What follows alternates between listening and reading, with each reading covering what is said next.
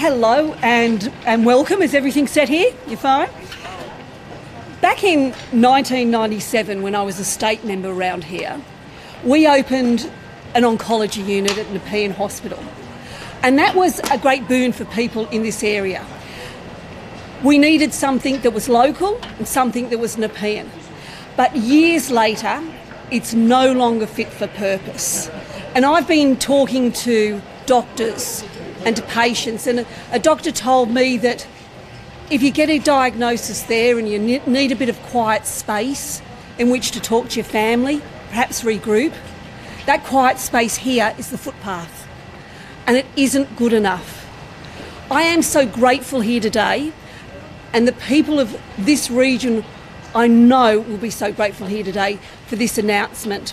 I'm just going to make it short and say I am absolutely astounded that you're all here to cheer on what is going to be one of the fantastic things for Nepean Hospital. And let me introduce you, of course, to Bill. Go this way. It's on you, Di. It's all right. That's Di Beamer, full of energy. Looking forward to being the next member for Lindsay if she's elected on May the 18th. Well, good afternoon, everybody, and welcome to Sydney's western suburbs. Great to be here, and great to be here announcing $125 million to assist in the cancer treatment, to assist in better services for the population of the mighty outer western suburbs of Sydney. In many ways, today's announcement highlights the issues in this election. Nepean Hospital has had $5.7 million cut from it. Nepean Hospital has outgrown its current facilities and needs new investment, not cuts. So Labor, because we've made a decision to put patients first, to put tax subsidies for millionaires last, we are in a position where we can make real change. It was pretty inspirational to meet Sandy and Kim in the diagnostic imaging centre we've just been to. Just a little bit of a story on Sandy. Sandy got through a battle with breast cancer, then got diagnosed with pancreatic cancer 5 years ago. Pancreatic cancer is bad. Survivor rates are very low. She's a remarkably strong woman, supported by her very impressive and loving husband, Kim. 3 kids, 18, 21, 23. But for their teenage years, their mum's been in the battle of their life. What we heard from a real person living in the real world is their out-of-pocket costs for fighting cancer have been over $100,000. This isn't the way Australia should be. What we need is real change. We need to make sure that Nepean Hospital gets the investment it deserves, that Sandy and Kim in the fight of their lives get the support they deserve.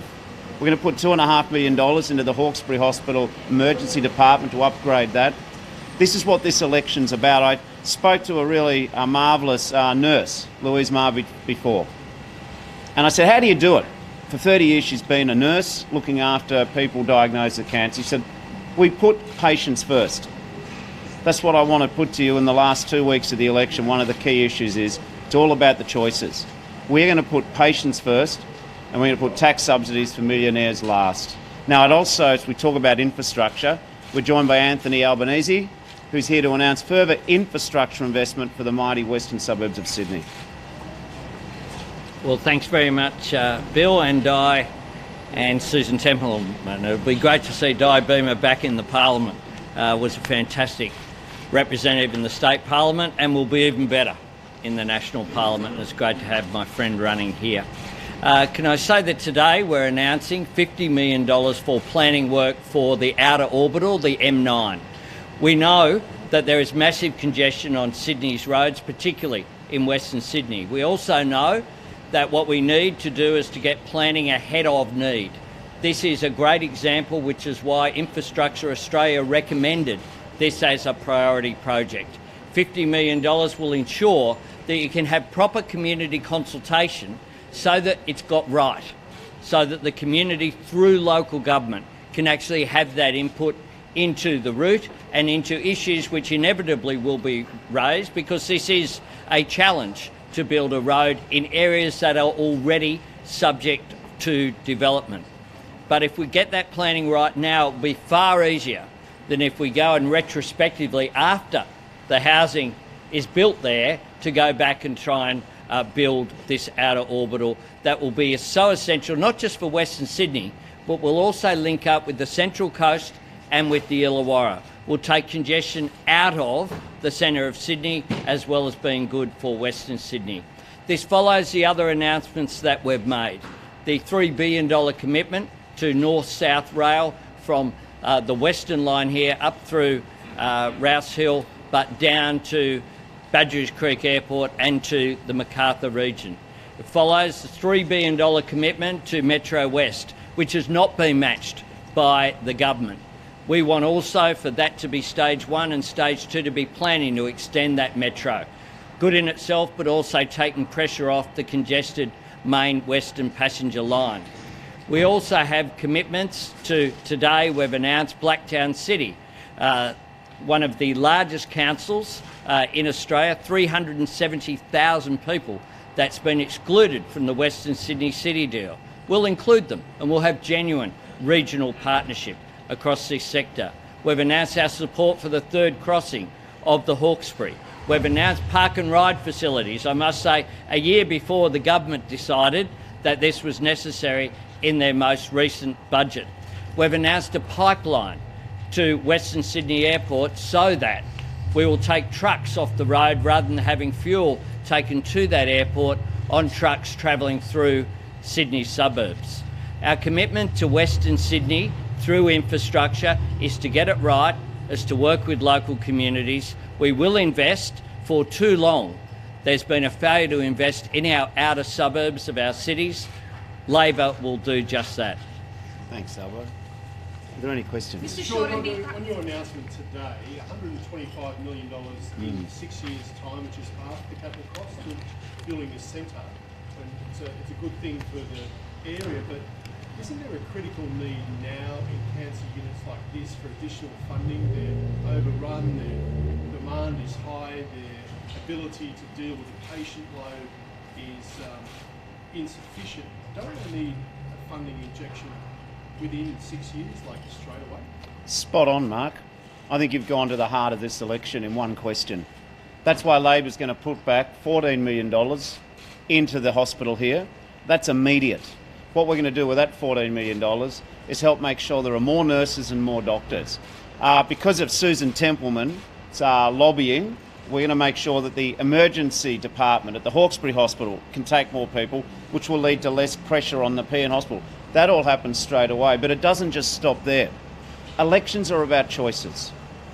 The government chooses to give billions of dollars right now to the top end of town, to welfare for the well-off. I choose to spend some of that money instead on providing scans and support for bulk billing for visits to the oncologist right now. Let's not forget that on Budget Reply Night, I outlined the most ambitious policy to start funding assistance for cancer treatment right now. There's a very clear choice. And Mark, your question, goes to the nub of it. There is a crisis now.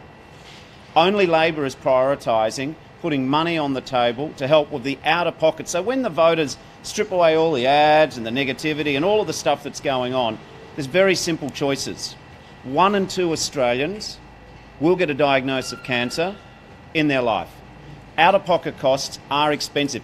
To be honest, I was surprised when within 10 minutes the current Prime Minister sneered at our cancer proposal. He said it's all free if you go through the public system. No, it's not. We're talking to the survivors. It's not.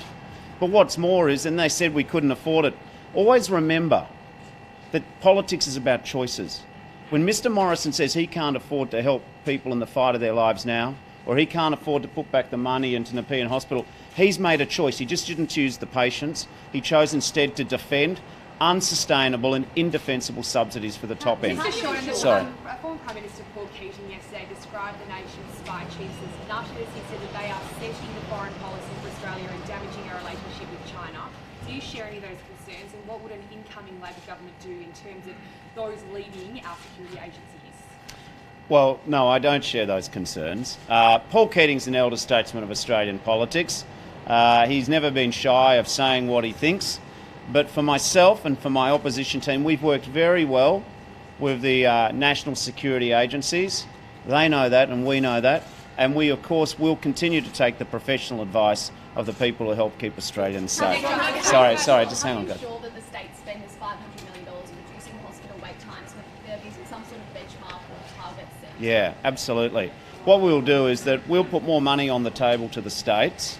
And just to explain to people who are patients or waiting for elective surgery, what happens is that currently Canberra, the national government to whom the lion's share of taxes are paid, they're only paying 45% of the key hospital costs, whereas we think that Canberra, because of its significant, they're wealthier than the states, should help provide additional, so they should pay 50%. We'll sit down and do partnership arrangements with the states.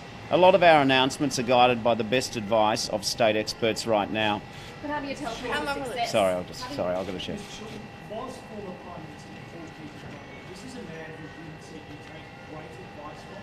He's a man who simply listened to. Is he wrong when he says that the security agencies are Yeah, I don't share that view. I do not share that view. Having said that, I thought some of his other characterisations perhaps were more pertinent, but not on national security.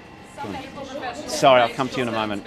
So. Do you feel disheartened? Does it shatter your confidence that your personal approval rating is going down with Australian voters? And what more can you do to turn that around? No, I don't, and I don't share the view. Listen, for 2,030 days I've led a united team in the good days and the bad days, when the polls are good and when they're not so good. I've learned very early on in this job not to comment on the polls. We're all going to find out in 13 days who wins the election. What I actually think Australians want is not for us to talk about ourselves. They want us to talk about the people. And there's a real choice at this election. Very simply, vote for real change, end the chaos in Canberra, vote Labor. Sorry, I was getting on a share. Professionals have raised concerns about Labor's transgender policy, that your National Centre and your Sexual Orientation Commissioner could influence GPs in how they provide advice. Do you respect that opinion? No, I just think that's rubbish. That is not our approach. That is a rubbish story, and no doubt the government will help be fueling it. Can we just get back to what's important? I mean, we've heard this government run all sorts of desperate smoke screens, camouflage and what have you. I tell you what I'm interested in. I'm interested in the fact that Sandy and Kim have had to pay $100,000 out of their own pocket to get cancer care. That mightn't concern the government. It concerns me. There's a real choice at this election. For me, it's not about those sort of rubbish stuff which emerges from the fringes. What concerns me is that Australians in the fight of their life have to face the chance of going poor when they fight cancer. It's pretty straightforward, isn't it? Cancer makes you sick, but it shouldn't make you poor. Andrew, welcome. On the small businesses who insist they need to hire older and younger workers. Yeah. Can you explain why you've scaled that back compared to the policy that you put 2016 election? The small business sector is concerned about sort of red tape and compliance and fines, but what sort of assurances can you offer their local particular employees and it's worth their while? Oh, my word, it's worth their while. I was pleased to see the Council of Small Business Association. You quoted part of what he said, but there was something else he said. He said he thought this was a good idea. We want to make sure they don't get tied up in red tape. That's fair enough. But there's a real problem in Australia, and you can see it any Saturday when you go to the shopping centres or indeed when I do my town hall meetings. I frequently run into very well presented, very hard-working older Australians. But, they've been on the rough end of economic change. They've lost their job. But we have a problem in Australia, don't we? That once you're 55 and 60, the old economic job market can be pretty harsh for no other reason than you're older. I run into people all the time who've got their CVs, they've got a 30 or 40 years of work experience. They don't get an even go. This is a real problem. This is not a confected issue. For people in this age group, they spend twice as long on the unemployment queue. So what I want to do is use a little bit of incentive to help small business, perhaps give an older person a go. I mean, let's call it for what it is. We're a bit quick in this modern age just to write off the experience of older people. So I think it's a good initiative. We're mindful of the issue of red tape. We won't get bogged down in that. But you know what happens right now to older people? They get sent to job interviews which are not appropriate, just so the job provider can get a ticker box and get a grant of money. We're actually fair income. In terms of compared to 2016, which was the other part of your question, don't ignore the Australian Investment Guarantee. That's a $3.3 billion baby, which is great for business. Did you know that if you invest in, if we get elected that is, if you spend more than $20,000 investing in new technology which is productive, which is on a depreciation schedule, we're going to give you 20% upfront extra. What that means is if you buy a $100,000 unit for your factory or for your business, extra 20% can be written off day one. That means you get money back for your investment. It's estimated that this will enhance wages and it'll enhance employment. So if you look, Andrew, rather than just cherry picking one program, which we announced, which is a good one all on its own, and you put together, you bulk up what we're doing, we're actually doing more for small business than the government. Mr. Shorten. Jenny. Given your faith in the Labor government's ability to work well with national security agencies, would there be any change at all in Australia's attitude or foreign policy in China? Well, I gave my Lowy address. I don't blame anyone if they haven't refreshed themselves lately on it. But what I said there is that when it comes to, parking aside the fact we are going to work with our national security agencies, and I reckon I've had more briefings in opposition than when the Liberals were in opposition for the national security agency, because we take it seriously. But with China, obviously we've got to mind our national security interests. There is a debate which says that we shouldn't look at the rise of China solely through the prism of strategic risk. China buys a lot of our materials. What we will be is we'll put Australia's interests first, and we'll mind the security. We'll also make sure that we try and gain the best deal I can for Australian jobs, Australian exports, dealing with China and other Asian economies. Mr. Shorten, Richard. Who's going to be your Home Affairs Minister if they're elected? Don't Australians need to know and have confidence in the person who's going to be in charge of our security agencies? Well, I think it would be premature of me to declare victory in this election, so I won't. We will have a Home Affairs Department. We've announced some of our positions, but we'll finalise it when we see who gets elected and doesn't. But, I noticed old Peter Dutton stuck his head up here, came out of witness protection briefly. Sort of reminds me about the Liberal launch. I mean, Mr Morrison's going to have it in Melbourne. I just wonder who's going to be there. I've got my whole team at my launch. Will we see the Minister for Environment? Will she make, she's more on the endangered species list than the ones we're trying to protect. Will she be there? And as for Peter Dutton, he's the one who famously said you can't go and have dinner in Melbourne, so he might be too scared to have dinner in Melbourne. Will he be too scared to turn up to the launch? Mr. Dutton says he wants to have a debate at the National Press Club with one of your next Home Affairs Minister. Will you stump somebody up for that? Listen, I'm glad you went to that. Anthony's been struggling to find someone to debate him. I think Michael McCormack's your opposite number. But, as for debates, I might just let Anthony talk about the difficulty of finding coalition ministers.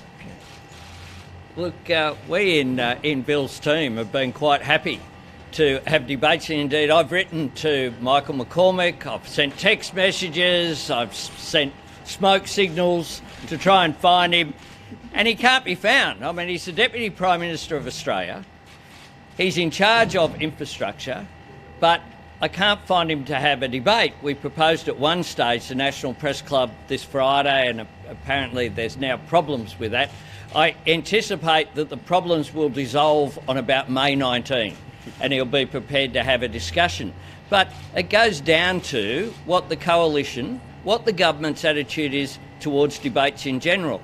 I mean, you've been travelling in these travelling parties for a few weeks, and for a couple of weeks they were saying that this bloke didn't want to debate their bloke. Bill didn't want to debate Scott. That wasn't true. We were negotiating all of that through. What we know now is that Scott Morrison basically got creamed by Bill Shorten in the two debates that have been held.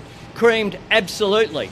1-0, then 2-0. There were going to be 3 rounds. When you're 2-0 behind, you maybe concede, but he should have further debates. There's been some agreement about the National Press Club, but the question is, why is Scott Morrison chicken to go on Q&A? Why won't he go on a program that goes for an hour, where you have questions from a host, questions from the audience, it's a tough gig doing Q&A for an hour. He's not prepared to do it. He should do it. He should stop running scared, because if he went on Q&A and broke out of the egg and went on, What he might get asked is, where is the $77 billion coming from? Where is the... Well, with due respect, not everyone has Sky News. With due respect, have a look at Q&A and the ratings that Q&A get on a Monday night compared with, I've got to tell you, Sky News on a Friday night, I'm sure is very good. I don't know because the footy's on. And that's what I'm watching. I'm watching the footy on Friday night. I'm sure they were good. He should do Q&A. He should do Q&A, and he should do it. He should commit to do it because they advertise it tonight. They advertise what's on next week. Yeah. He should just do it. Wednesday's debate because you're not happy with the format? What? We're the ones who want Wednesday's debate. Let me just, can I, Janie, hang on a sec. Just, we wrote to the other people, the Liberals, 6 days ago. You know, they've just sort of, there's been some movement in the bush and they've materialised and said, oh, okay, if we have to, we'll do it. I'm not going to pull out of any debate. So there will be debate on Wednesday night between yourself. That's what I hope. But the other thing is, I'm going on Q&A tonight. See, we don't need to go to Liberal Party invitation-only events to answer questions. Anyway, like, we'll go on Q&A. Happy to do Lee Sales a couple of times. Yeah, we'll do our chats. Sorry, Richard. Will you ask Mr Albanese to debate Mr Dutton on national security then? He seems very keen to have listen, I want to debate my counterpart. Listen, let's be clear. Peter Dutton had a debate with Ailey France and that didn't end up so well. Peter Dutton doesn't pick my team lineup, and I'll just go back to where we started here. You know, Mr Dutton may be feeling the pressure in his seat. That's not my problem. Tell you what is my problem, and I'll finish up this press conference on this point. My problem is that this government is pretending they can't afford to do more for Nepean Hospital. This government is pretending that they can't do more to help cancer patients with out-of-pocket treatment. This government is pretending that they can't afford to help 3 million pensioners with the cost of their dental care. When they tell Australians that they can't afford to do more on healthcare, what they're actually telling Australians is they don't deserve it. This election's about a choice. There's 13 days to the election. It's about a very clear choice. For us, it's about prioritising Australian hospitals, Australian patients, Australian healthcare over providing thousands of dollars in tax cuts to the top end of town, or looking after property investors, or going soft on multinationals. I did so as finishing up. Paul Kennedy said yesterday that we were about to shift in relation to China. And do you share that view? What about young Richard who's been detained since February without seeing his view? Do you think China's I don't think it's fair of you to conflate Mr Keating's comments with that second matter, which is very concerning. It's not everything's an argument between us and the government, especially on national security. It is very concerning about the detention of this person. We support the efforts of the government. We've had some briefings on it. But I would just say for this man, I wouldn't necessarily conflate it into the election cycle, because we're about looking after this fellow, aren't we? Thanks, everybody. See you a bit later.